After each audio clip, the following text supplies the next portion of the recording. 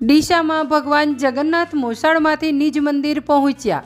ભગવાનનું મોસાળું ભર્યા બાદ મોસાળમાંથી વિદાય અપાઈ।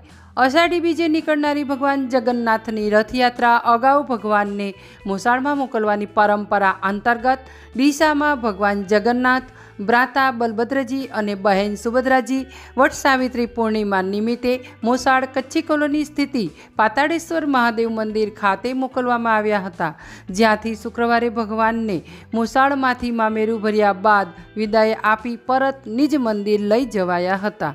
ડીસામાં અષાઢી બીજે મોટા રામજી મંદિરથી સુભાષચંદ્ર બોઝ સેવા સમિતિ દ્વારા નીકળનારી રથયાત્રાની તડામાર તૈયારીઓ ચાલી રહી છે, જે અંતર્ગત વટ સાવિત્રી પૂર્ણિમા નિમિત્તે ભગવાનનું મોસાળું ડીસાના કચ્છી કોલોની વિસ્તારમાં આવેલા પાતાળેશ્વર મહાદેવ મંદિરમાં કરાયું હતું।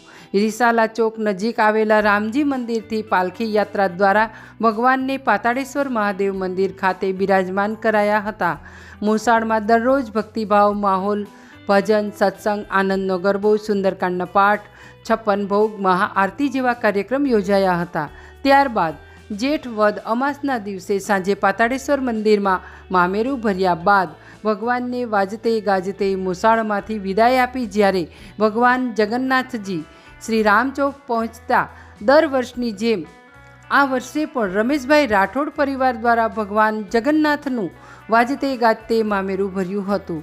રમેશભાઈ રાઠોડ દ્વારા 17મી વખત ભગવાનનું મામેરું રામજી મંદિર ખાતે ભરવામાં આવ્યું હતું, જેમાં મોટી સંખ્યામાં ભક્તજનો ઉપસ્થિત રહ્યા હતા। ત્યારબાદ ભગવાન જગન્નાથ નિજ મંદિર પ્રસ્થાન કરાવ્યું હતું, જ્યાં મોડી સાંજે નેત્રોત્સવ વિધિ કર્યા બાદ ભગવાનની આંખે પાટા બાંધવામાં આવ્યા હતા।